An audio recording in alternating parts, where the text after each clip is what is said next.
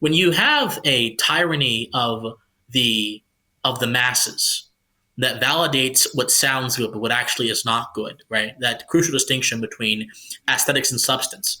Good ideas cannot easily be seen, heard, or understood. Only mediocre ones can be, because popularity is the one deciding it. And so when it comes to the expansionist idea of rights and freedom you mentioned, I think that if we're going to contextualize it historically, in the West, at least in America, I would argue for a very long time in your country and in the United Kingdom, you guys haven't had classical liberalism for hundreds of years. I know that there's the English Bill of Rights, but I don't see the English Bill of Rights being applied very so often when you have streamers and in the UK getting arrested over saying funny words to their friends on YouTube. So I don't think there is really an English Bill of Rights functionally, but especially here in our country, um, we haven't had classical liberalism since the late 1880s, early 1900s, right? And coming off of the wave of the Gilded Era, where there's a bunch of hysteria over laissez-faire economics, there's a bunch of hysteria over high achievers accumulating a lot of wealth. Then the progressive era reformers come in. They take ideas developed in Prussia, where the centralization of both authority and education were very big values for people like Wilhelm von Humboldt and the King of Germany. I can't say the Kaiser. I can't say that word pronounced. I won't pronounce that. I'll just say the King of Germany.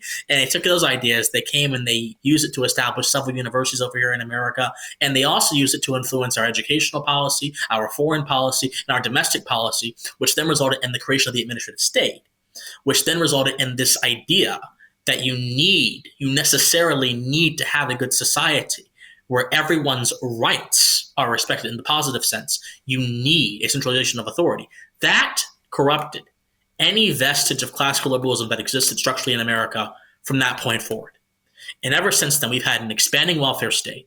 We've had an expansive idea of freedom. We've had an expansive idea of military intervention. We've had an expansive idea of government authority, all of which redefined the terms that would be known as classical liberal. It's not classical liberal, so to speak, for example, to view rights as not as giving people certain permissions, as opposed to simply preserving things. The classical liberal generally believes that rights are these qualities that belong to you, coming from the word ius. These are natural qualities of your being that enable you to be a moral person that cannot be transgressed upon by authority or other people. And if they do that, they're doing a violation.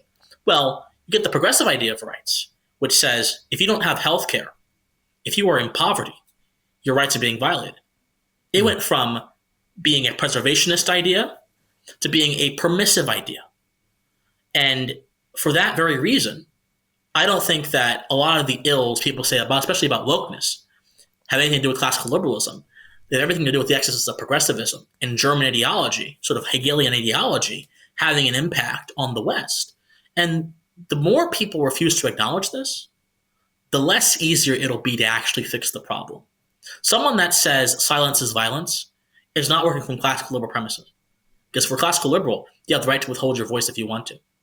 When they say silence is violence, they're working from a power politics point of view, developed and created by a tradition that is absolutely anathema to traditional liberalism. But the terms, right, liberalism, from the 1900s to the 1930s, they shifted because of the policies being put in place by the progressives. And so people began to conflate the two terms. And that's the reason you have this mass confusion.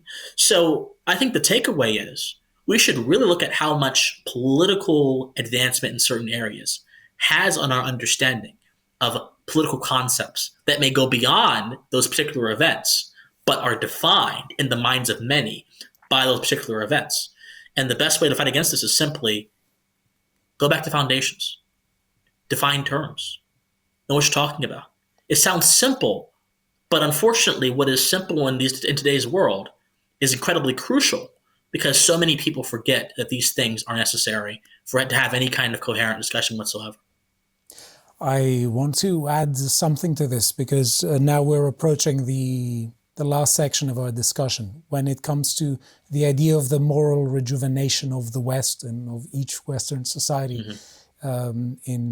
specific.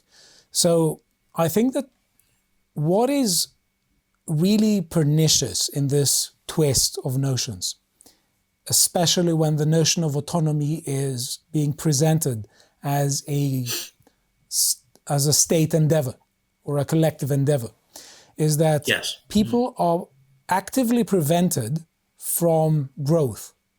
And you cannot address a moral crisis, a crisis of society, if you don't focus on individual moral agents. You have to focus on individual moral agents in order to raise the general level of morality within a society.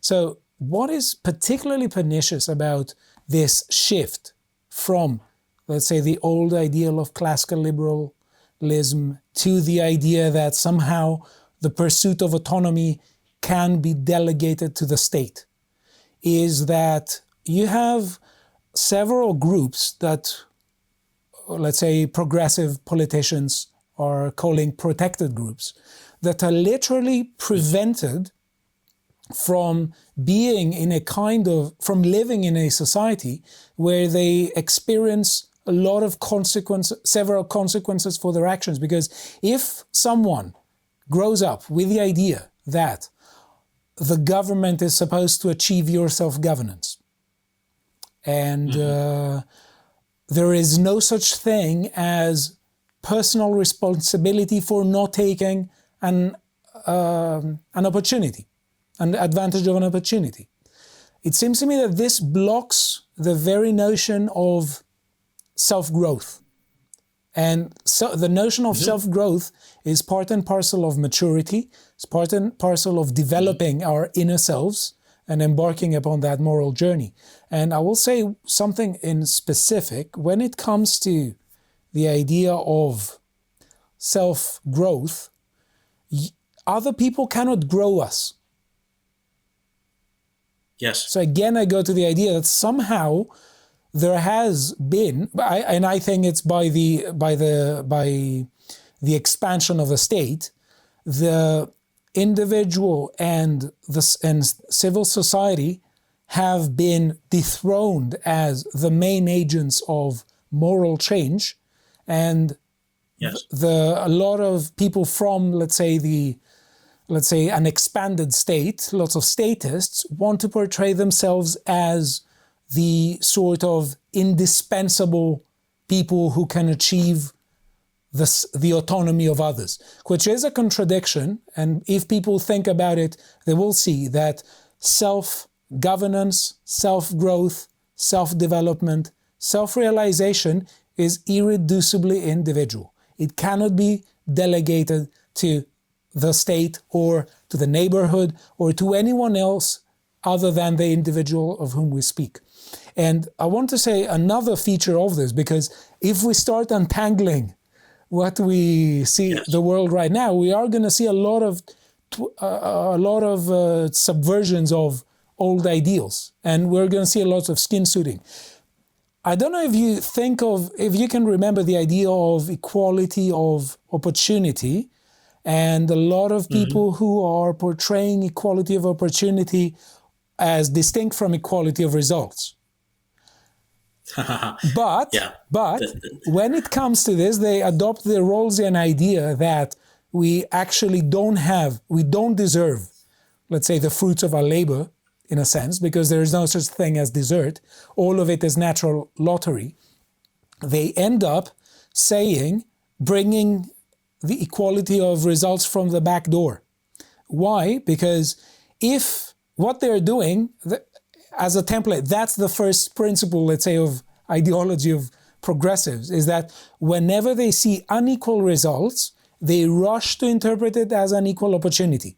Why? Because in their minds, there is no free will, there's no personal responsibility for action, there's no personal responsibility for taking advantage of opportunities. So unless the result is the same, they will say there was no equality of opportunity. To watch the full video, please become a premium member at lotuseaters.com.